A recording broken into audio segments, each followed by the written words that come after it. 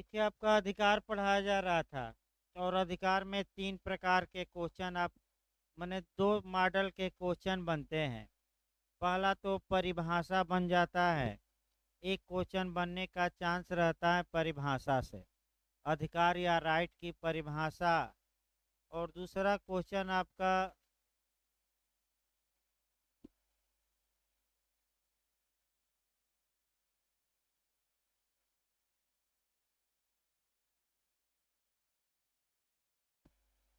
दूसरा जो आपका क्वेश्चन बनता है, वह आपका जो बन जाता है अधिकार से प्रकार, कि कौन अधिकार का प्रकार है और कौन नहीं है।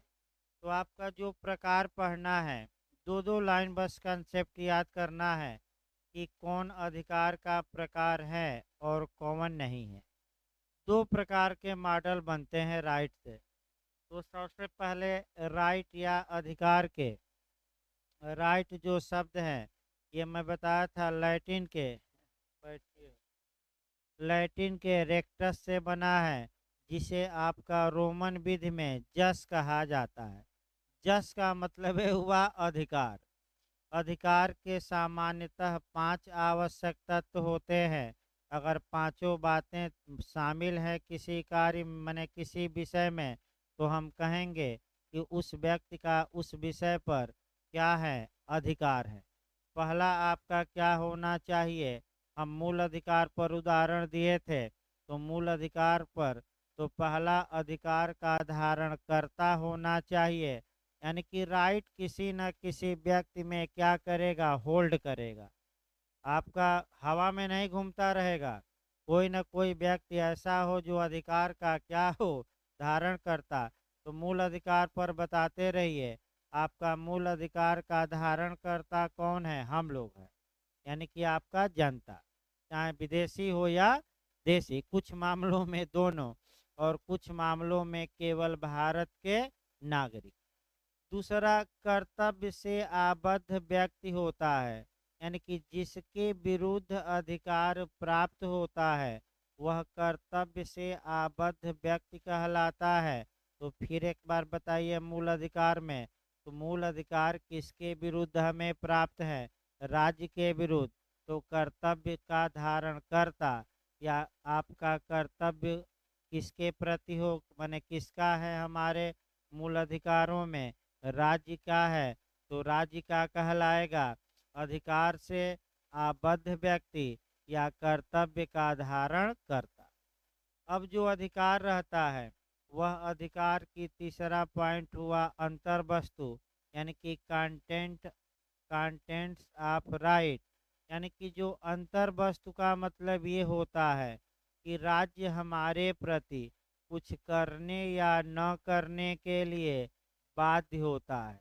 जैसे उदाहरण अनुच्छेद 14 पर दीजिए कि राज्य भारत के राज्य क्षेत्र में किसी भी व्यक्ति को इक्वलिटी बिफोर लॉ, यानी कि विधि के समता और प्रोटेक्शन आपका इक्वल लॉ, यानी कि विधियों के समान संरक्षण से वंचित नहीं करेगा।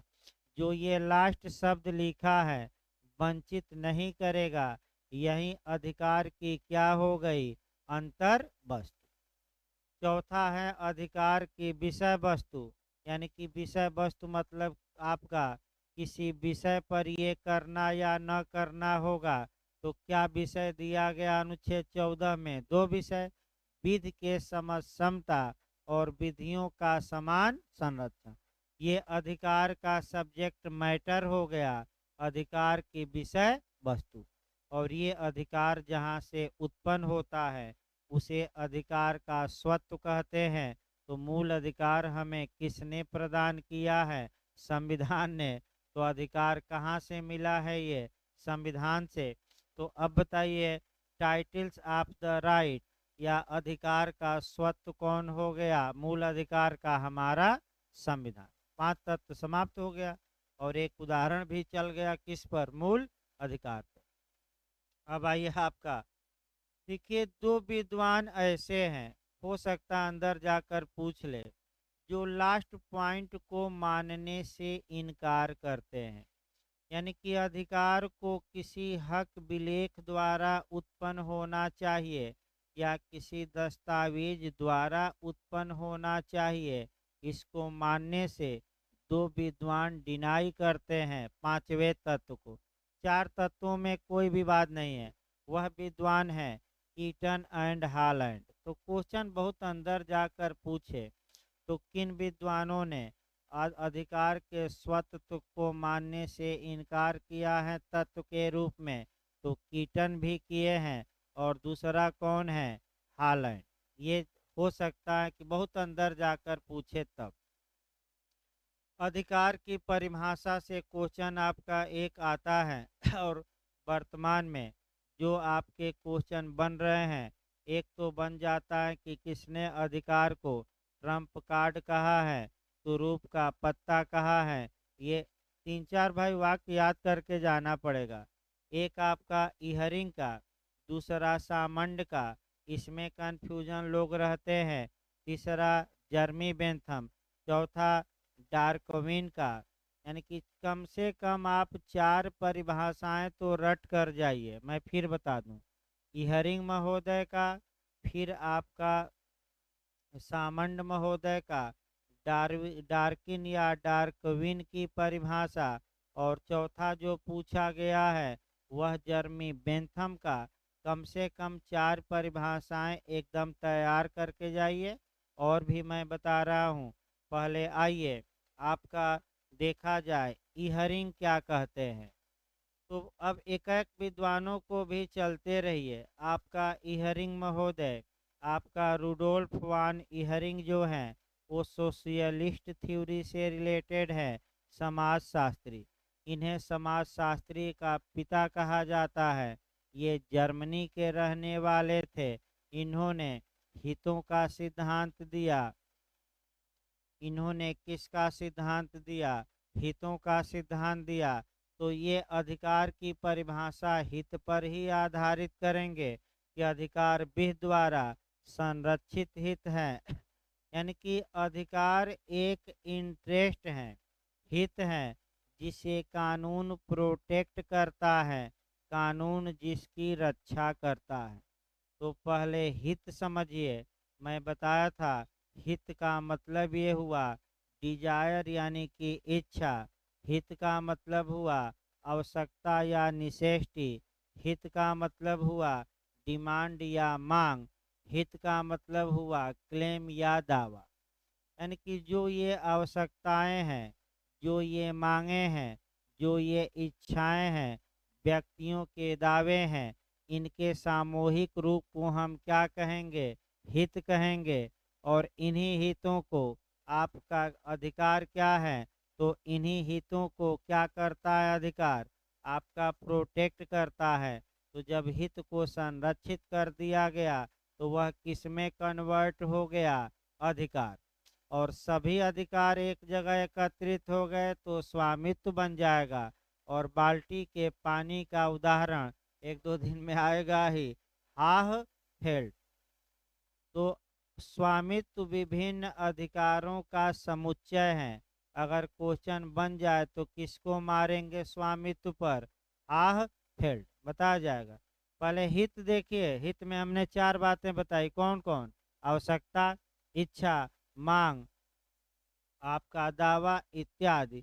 और इन्हीं हितों को जब प्रोटेक्ट किया जाता है, संरक्षित कर दिया जाता है, तो क्या बन जाते हैं, अधिकार। और सभी अधिकार एक जगह कंसोलिडेट कर दिया गया, एकत्रित कर दिया गया, तो क्या बन गया, स्वामित्व। तो स्वामित्व में से एक एक अधिकार क्या किया जा सकता है, अलग। और सभी अधिकार जुट गए तो ओनरशिप बताया जाएगा, ओनरशिप। इसके बाद कब्जा और स्वामित्व ही आएगा। अगला देखिए सामंड की परिभाषा, अधिकार विधि के नियम द्वारा मान्य तथा संरक्षित हित है। तो दोनों परिभाषाओं में एक शब्द का अंतर है, इसीलिए दोनों परिभाषाएं पूछी जाती हैं। देखिए टेक्निकल पॉइंट कहाँ आपको पकड़ना है। अगर केवल ये दे कि विधि द्वारा संरक्षित हित हैं, तब इहरिंग मारिएगा। और एक शब्द चेंज कर दे कि विधि द्वारा मान्य, विधि के नियमों द्वारा मान्य तथा संरक्षित, तब इहरिंग न मारकर किसको मारना है? सामंड। यही गलती होती है नए लोगों द्वारा। इसी गलती को आप प्रयास करिए सुधारने का। मैं फिर बता रहा हूँ, अगर आपका विधि द्वारा संरक्षित हित रहे तो ये परिभाषा इहरिंग की, और विधि के नियमों द्वारा मान्य और संरक्षित रहे तो ये परिभाषा किसकी है? सामंड की। यानी कि अधिकार विधि द्वारा मान्य होते हैं और कानून उन्हें प्रोटेक्ट करता है, यानी कि कानून ही अधिकार देता है और कानून उनको क्या करता है? संरक्षित। अगर ये परिभाषा रहे तो किसकी मारना है? सामंड की। रास्को पाउंड देखिए आपका क्या कहते हैं, अधिकार सभ्य समाज में युक्त युक्त प्रत्याशा है। यानी कि जो सिविलाइज सोसाइटी है, कोई व्यक्ति सिविलाइज सोसाइटी से रीजनेबल रूप से क्या आशा करता है, उसी को हम क्या कहेंगे? अधिकार। अब रास्को पाउंड का ये फिर एक बार बैक होइए तो न्यायिक अवधारणाओं की संकल्पना किसने प्रस्तुत की? पिछली बार आया था रास्को पाउंड 1919 ईस्वी में। इन्होंने 5 जुडिशियल कंसेप्ट बनाए कि सभ्य समाज से व्यक्ति क्या करता है, इन 5 बातों की आशा करता है। 1942 ईस्वी में इसमें और कितनी बातें जोड़े थे? मैं बताया था 3, तो टोटल कितनी इनकी बातें हो गई? 8।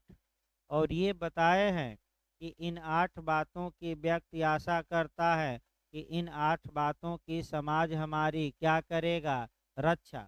तो रास्को पाउंड कहते हैं कि जो सभ्य सोसाइटी है उसमें आपका जीवन में युक्त युक्त प्रत्याशा, तो कितनी प्रत्याशा व्यक्त करता है जीवन में रास्को पाउंड के अनुसार कि हमारी ये प्रत्याशा आशा पूरी होगी।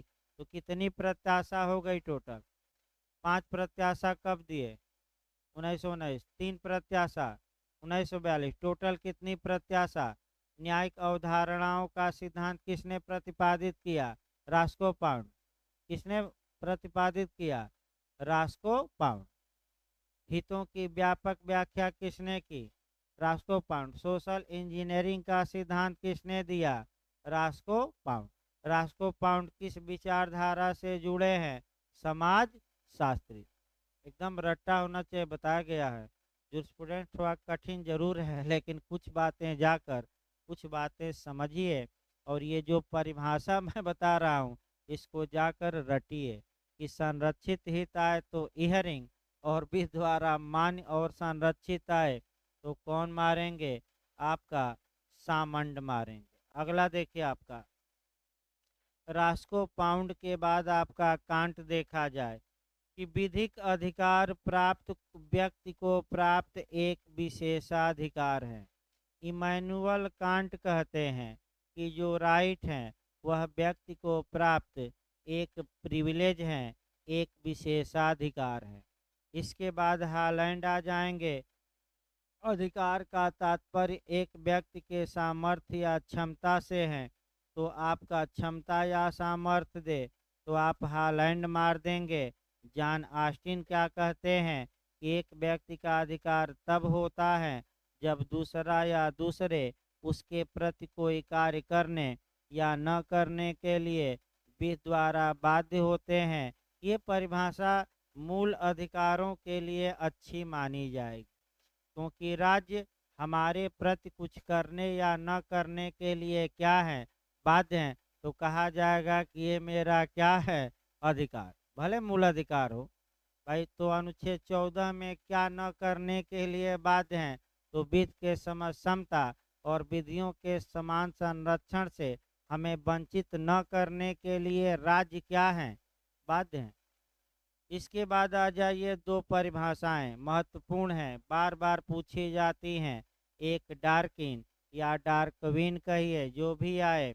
अधिकार तुरूप का पत्ता है, यानी कि राइट तो ट्रम्प कार्ड है।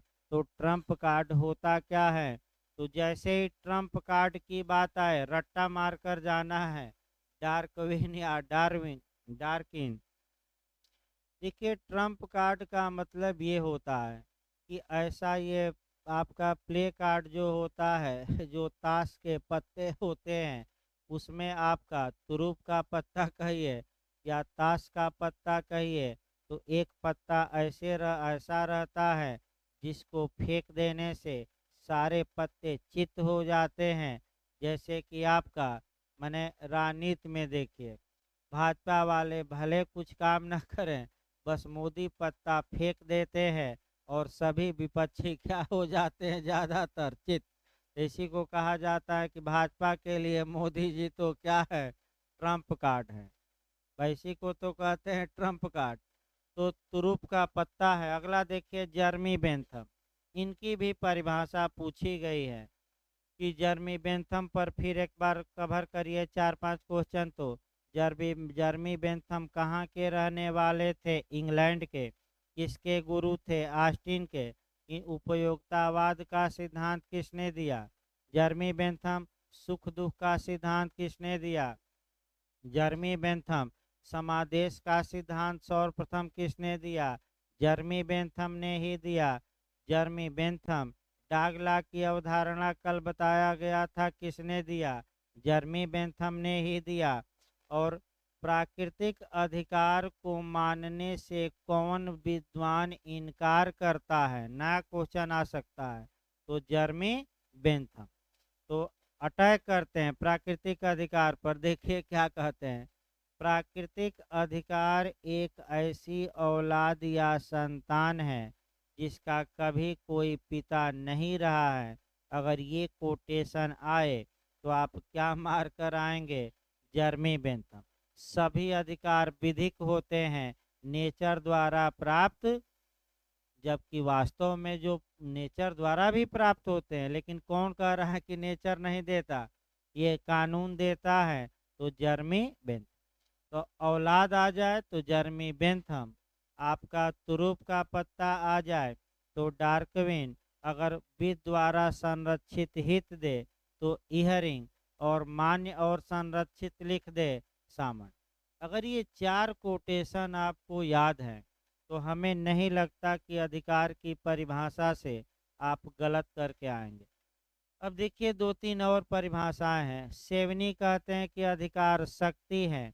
अधिकार को पावर किसने माना है? सेवनी ने। आपका बकलैंड कहते हैं कि अधिकार विधि द्वारा प्रत्याभूत प्रत्याशा है, यानी कि मनुष्य कानून से चाहता है कि ये मिले। इसके बाद आपका अधिकार के प्रकार आ जाइए।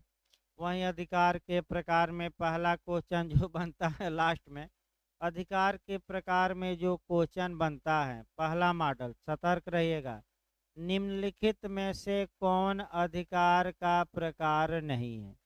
तो कुछ प्रकार हम बताएंगे और उसके बाहर अगर प्रकार जाता है तो वह अधिकार का प्रकार नहीं है। पहला अधिकार देखिए, पूर्ण अधिकार और अपूर्ण अधिकार। भाई उदाहरण भी देखना है। एब्सोल्यूट राइट यानी कि पूर्ण अधिकार और अपूर्ण अधिकार। तो पूर्ण अधिकार जो होगा वह विधि द्वारा मान्य भी होगा और विधि द्वारा संरक्षित भी होगा।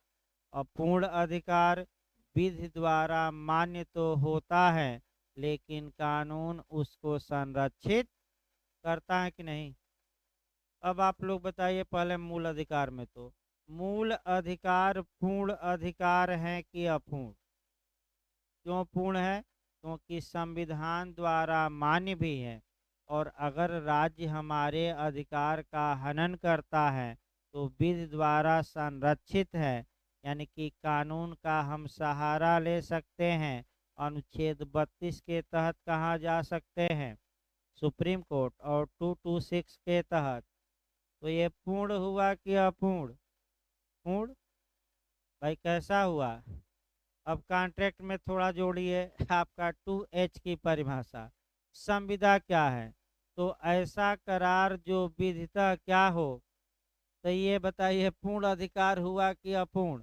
पूर्ण, क्योंकि कानून द्वारा मान्य है और कानून द्वारा क्या है? संरक्षित। अगर कोई व्यक्ति संविदा भंग करता है तो हम कोर्ट का दरवाजा क्या कर सकते हैं, खटखटा सकते हैं कि नहीं। इस पर मैक्सिम टाट वाली जोड़ लीजिएगा, यू बी जस आई बी, जहाँ अधिकार है वहाँ क्या है उपचार। ये किस अधिकार पर शुद्ध रूप से लागू होती है, पूर्ण अधिकार पर। अब आइए अपूर्ण अधिकार। कानून मान्यता तो देता है लेकिन न्यायालय में उसके लिए आप नहीं जा सकते, कोर्ट का दरवाजा नहीं खटखटा सकते।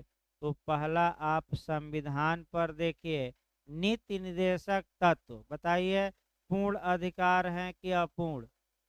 क्यों अपूर्ण है, क्योंकि अनुच्छेद आपका 37 बताता है, 37 है ना, अनुच्छेद 37 बताता है कि इन अधिकारों को लेकर आप ये अधिकार न्यायालय द्वारा प्रवर्तनीय नहीं होंगे लेकिन शासन में मूलभूत जरूर होंगे। तो क्या कोर्ट का दरवाजा खटखटाया जा सकता है कि नहीं। तो कैसे अधिकार हो गए, अपूर्ण। एक उत्तम उदाहरण दूसरा देखिए भाई, मूल ठीक है संविधान पर चल रहा है उदाहरण। टाइम बार्ड डेट देखा जाए काल तिरोहित ऋण इसका उत्तम उदाहरण है। कौन सा ऋण, समय बाधित ऋण। देखिए आपका ए ने बी को 5,000 रुपया दिया और ए ने लिखित में वादा किया था कि हम 1 जनवरी 2012 को ये पैसा लौटा देंगे। बी ने किया था, बी ने लौटाया नहीं 500 रुपया। तो ए को अधिकार है कि आपका 1 जनवरी 2012 से अगले कितने वर्ष के अंदर, तो संविदा भंग के मामले में समय सीमा वाद लाने की कितनी है। पिछली बार बार काउंसिल ऑफ इंडिया के एग्जाम में भी पूछा गया था एक क्वेश्चन, कितना समय है। अगर 3 साल तक जो अधिकार एक का रहेगा वो पूर्ण रहेगा क्योंकि वह कानून का सहारा, लेकिन 3 साल बाद याद रखिए ये अधिकार अपूर्ण हो जाएगा क्योंकि एक वो अधिकार तो रहेगा लेकिन वह भी द्वारा संरक्षित नहीं है। यानी कि कोर्ट का दरवाजा अब एक खटखटा, इसको कॉन्ट्रैक्ट से जोड़ लीजिएगा, धारा 25 का अपवाद नंबर 3। मैं फिर बता रहा हूँ, कॉन्ट्रैक्ट की कौन सी धारा में टाइम बार डेट है, काल तिरोहित ऋण है, तो धारा कॉन्ट्रैक्ट की धारा 25 का अपवाद नंबर कौन सा आएगा, 3 में। तो ये आपका दूसरा देखिए, सांपत्तिक अधिकार तथा व्यक्तिगत अधिकार यानी कि प्रॉपर्टी वाले अधिकार और पर्सनल अधिकार।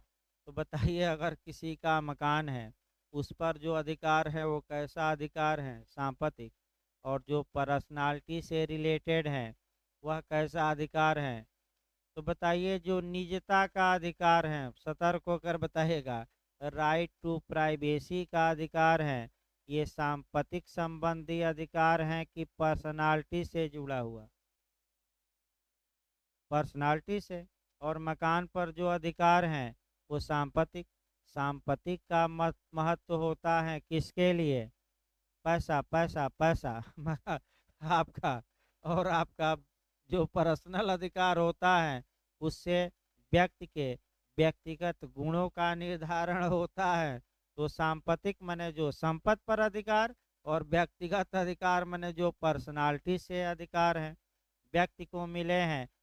इसका महत्व आपका व्यक्ति के व्यक्तित्व से होता है, धन से नहीं। फिर एक बार देखिए अगला, सौरबंधी और अगला अधिकार है सौरबंधी व्यक्तिबंधी।